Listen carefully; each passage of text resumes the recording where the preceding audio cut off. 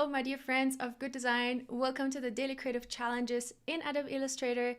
I'm your host, Julia Vaca. And welcome everybody in the chat. We have Wade, Umakorn, Kimberly, Ashraful, Carol, Mukisa, Rita is here. Awesome. Come and say hi. Friends, today's Daily Creative Challenge is super exciting because it's a quite new tool.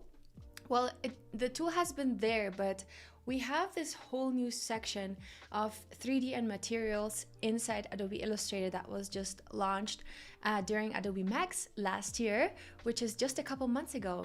So friends, we're going to be working with some 3D today, and we're going to be designing some illustration. Also, for all of you who are joining us from YouTube, make sure to head over to be.net/Adobe Live. This is where I'm reading the chat, and this is where you can also ask questions. So, my friends, let's jump into my screen. And as I was mentioning, we are going to be doing a 3D illustration today inside Illustrator, and we're going to be using the new 3D and materials integrations in Illustrator to create this 3D illustration. And by the way, for all of you who are new, this is our 3D page. I was about to say this is our Daily Creative Challenge page on behance.net/challenge/illustrator. Hi Brian, and Monica is joining us, and Gary is here, Katarina, Murray, come say hi, and Robert is here. Cool. Awesome, guys. So we are a big, happy experimental group this series of challenges, and my focus was really to help you discover new tools and to help you experiment with the Illustrator tools. Cool. So once you get onto behance.net/challenge/illustrator, you can click onto take the challenge, and you'll get email notifications about every challenge that comes out. And we have every single day a new challenge come out. So you see that last week we were already very busy creating experimental stuff, and this week we only have including today's 3 challenges left up until Friday, and then next week we have I believe replays, or we have another amazing host. But these challenges are here every day for you to learn design and to learn new tools.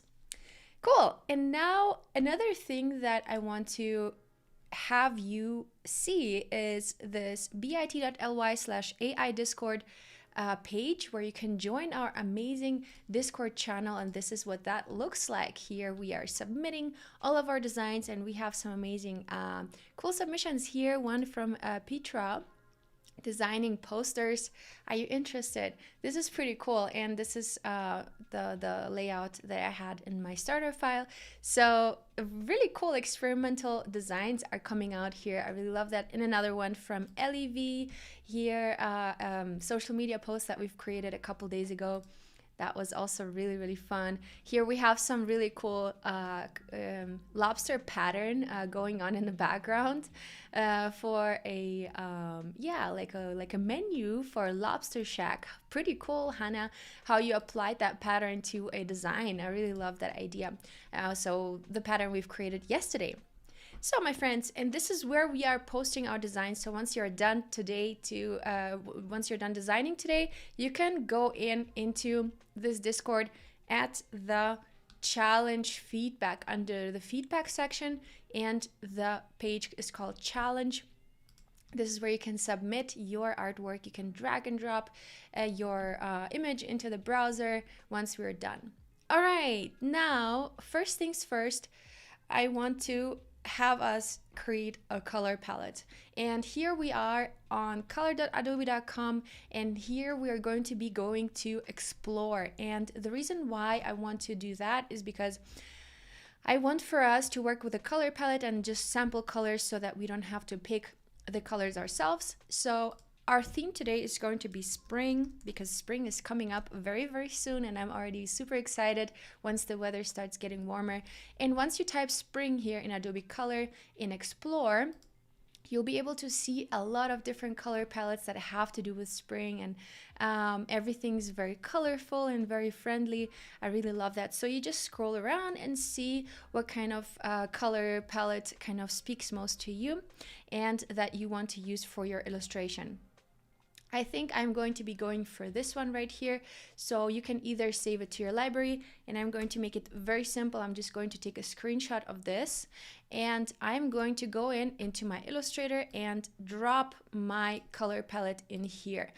And it's that easy. You can actually do that with anything you want. You can also, of course, save this to your CC library if you wanted to. But here I already have my color palette.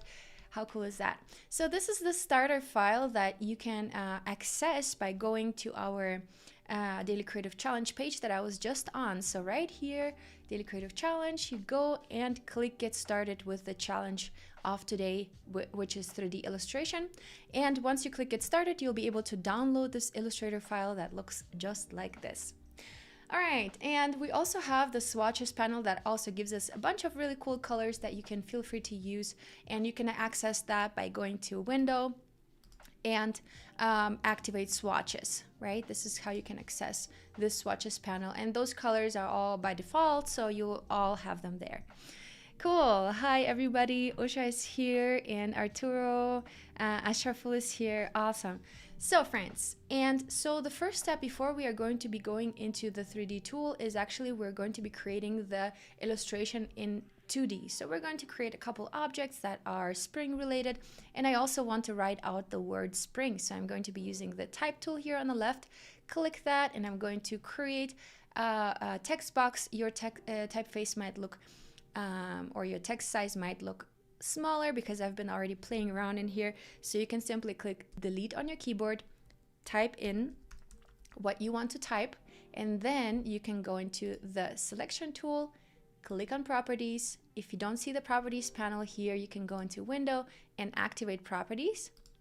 And here you can go in and adjust the font size. Right now it's set to 72. Yours might be slightly smaller, so you can go in and select one of these, or you can also type a custom value like 200, for example. This is more like what I kind of want to be doing, want to be using. And by the way, this font is called Montserrat that you can download from Adobe Fonts. And right now, the first step that we're going to be doing is we're going to outline this text. By clicking Command, Shift, and O, we've created outlines of our letters. Right now we can double click into this and we can go in and modify the letters how we want to. So feel free to play around with that as well. I'm just going to keep this as it is as a group, and I'm going to use the eyedropper tool to sample one of my colors here. And the letter I is my eyedropper. You can see it's already here hovering and looking for the color that I want to sample. Now I can go in and kind of select which color I want to sample. Now to first kind of give you the first demonstration of the, or let's take this orange here. The first demonstration that I can give you of the 3D tool is, let's start with this word spring and let's see how 3D will look on this. And to access the 3D and materials, you go into Window and activate 3D and the 3D and materials panel, right? And this is what that panel looks like. And we have our spring word outlined and selected, and now we're going and selecting extrude, for example. This is what extrude does. It creates a three-dimensional kind of, it's extruding your letters three-dimensionally. Then we also have something really fun that's called inflate. So if I go in and select inflate instead, you can see that it's already like super bubbly and bubbling up, and you can also go in and create a plane, or you can revolve this, which is going to be kind of like a rotated version of your object. For now we're going to be playing with inflate, and here the volume I'm going to decrease, and I'm just going to create some type of like a soft edge to my word. Now once we have that, once we have applied one of the 3D tools here, plane, extrude, revolve, or inflate, we can go in and rotate our word. And I want to keep it pretty simple. I want to kind of just have it have a little bit of depth, and I'm going to keep it pretty kind of straightforward. Then you can go into this little element right here, and this element will allow us ray tracing. So if you turn this on, you will actually be able to play with light. So you can see that it actually shows you a really nice like rendered version of your word. So let's keep it like this for now. And I'm going to put that by side for now because we want to create way more elements around this. We want to create a nice background. We want to create some leaves to support that kind of spring feeling and create our illustration. And for that, we're going to be using the pencil tool. And literally, I'm just going to be drawing things in the background and then converting them into 3D objects. Cool. How's everybody doing? Yes, please get your starter file and get started with me. And feel free to ask questions in the chat if you don't follow. All right, so we are using the pencil tool and I'm going to be drawing a big leaf. So something like this, like a monster, a plant. And I'm going to make sure that I close this element by really kind of finishing where I started. Okay, now I'm going to go in and use the eyedropper tool, having this shape selected. Using the letter I, I'm going to sample one of these colors, right? So this can be one of our elements that we can use in the background. And I'm going to make that slightly smaller because I want to create other elements as well. And now let's go in and create some wavy kind of texture in the background. And so I'm going to go in and again, using the pencil tool, I'm going to create a little like wavy landscape looking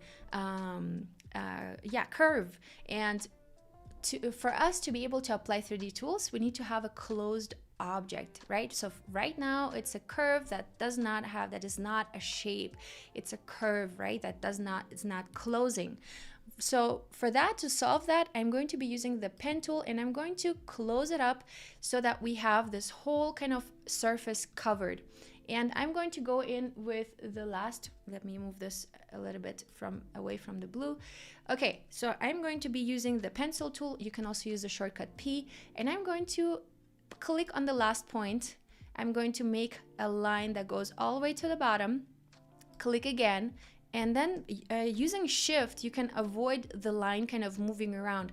When you press shift, it helps you kind of move around very precisely in the 90-degree angle.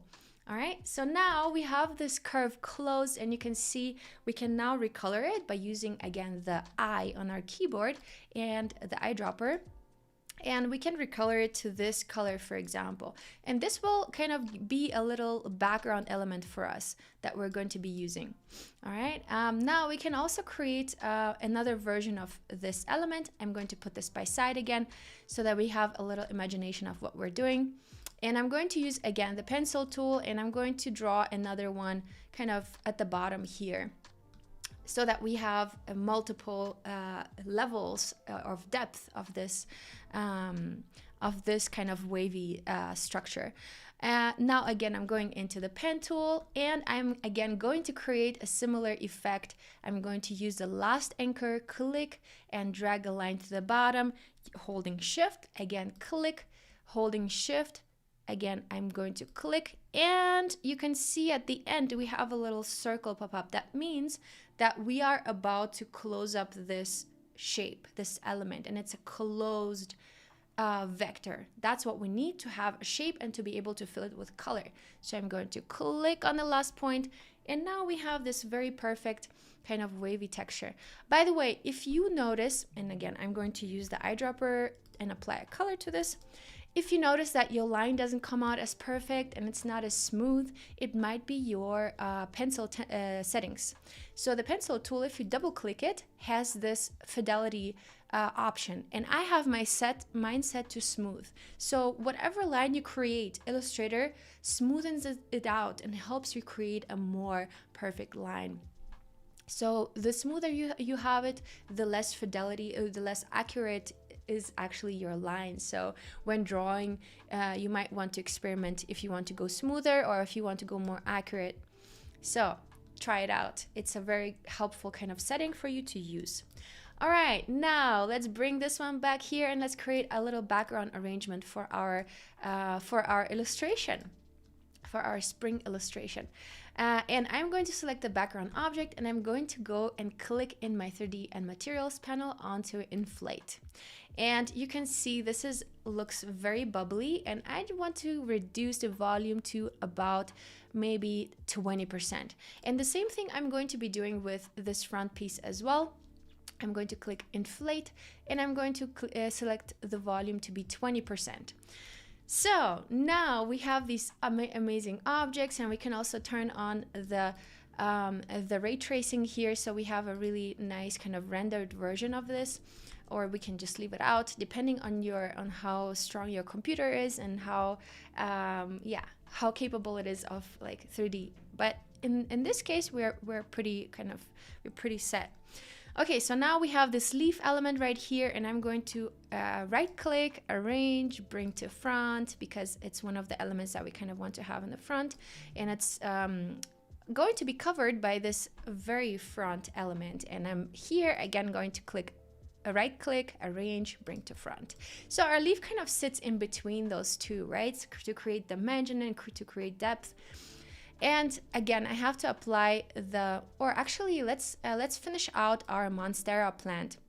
And you know how the monstera plants have those shapes that are kind of like cut out from the leaf. So we are going to draw those as well with our pencil tool, somewhat like this.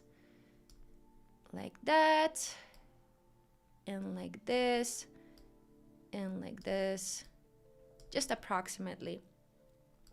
Kind of drawing in these cutouts that we're then going to cut out from our plant, right? So something like that.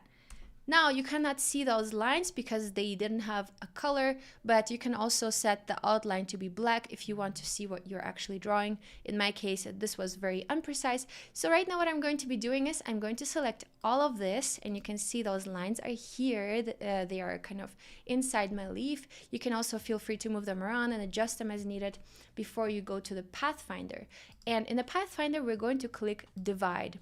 Now what we did is we cut those lines into our leaf, and now what we simply are going to be doing is we're going to removing those extra shapes that are the cutouts, and I'm holding shift while selecting them so I can select multiple.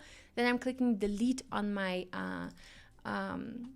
keyboard, and then let's see what we've got. So we actually have this very clean leaf now. And what I'm going to do now is I'm going to place the leaf somewhere here and make it slightly larger. We can also reuse the same object by creating copies and then rearranging, resizing a little bit. So let's actually first create a 3D version of this. So having the object selected, I'm again going to inflate, and I'm using the same treatment for all of my object within inflate, which is 20% depth that I want to create. A little shadow, a little highlight, that's exactly what I want. So now I'm going to place that right here, and I'm going to create a copy of this exact object by holding Option, clicking and dragging the leaf, and I'm going to kind of create a little slightly different version of this by just moving it around. So something like that. And again, let's place our foreground into the foreground by right-clicking, arrange, bring to front, just like so. Now we have our leafy kind of cool background going here. Now let's add a little, I would say like little springy looking bubbles in here to give it a little bit more of a spring feel. And we can also bring our word to the front, right click, arrange, bring to front, just like so. You can also, of course, feel free to play around with this a little bit more and make it a little bit more playful, having kind of the leaf cover a little bit of the letter S by selecting the leaf and the foreground, holding shift, and then arrange, bring to front. Having like a little play around here, something like that. Now let's create some little bubbles around the surface and distribute them by holding shift. We're going to be creating these perfect circles, and we're going to be using inflate on them again. So we're going to be creating these little three-dimensional bubbles that are going to be floating around, and they're all going to be having different sizes. Make sure when you resize them to hold shift. And again, we can play around kind of having them reach out of the surface a little bit if we want to. And make sure to have them, variable sizes of those bubbles. Cool. So now you can play around with the arrangement of those objects, and we also are missing a background. Actually, I want to put the word to the front, and I want to maybe play around with this a little bit more. So maybe I want to like turn it a little bit, or maybe I want to remove the inflate. And maybe I just want to remove the 3D materials overall and just use inflate. So let's see how that will look. I think this looks really good. And make sure to, whenever you play around with kind of with the depth, that you keep in mind the size of the object and how it might look depending on what you select. Now we are missing a little background here and it's all white. So how about we do a little rectangle for the background that's going to cover it all. And we're going to be, it's already in one of those colors, but I'm going to be selecting this darker tone. Again, using my letter I on my keyboard and selecting the darker tone. Now we're going to be clicking V on our keyboard to use the selection tool. Right click, arrange, send to back. There we go. Cool. So we have our illustration going here. Now let's go and play with the lighting a little bit. And here we can go in and select the lighting that we want. So we can go in and select all the objects that are 3D, and we can play around with the lights and see how we can kind of make it look better. And we can also adjust the intensity of the light. We can adjust the rotation of the light. Make sure whenever you do that you kind of apply a light that is similar for all the objects. And I'm going to make this slightly smaller, just like that. And see, I see little like elements like right here where the leaf is kind of intercrossing with that element. So I'm just going to put the leaf a little bit further to the side. And maybe spring, let's see. Just play around with the setup, how you kind of want to, what you want to achieve. Another thing what we can do, and which is also really fun to play with, is are the materials.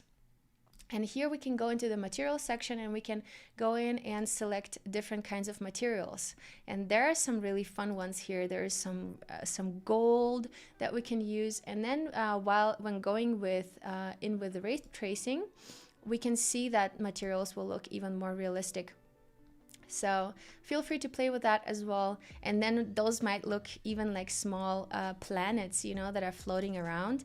So feel free to play around with that and select materials that you like and apply those to your objects. Cool. All right. So we have that. And then, yeah, let's play around with the last object here.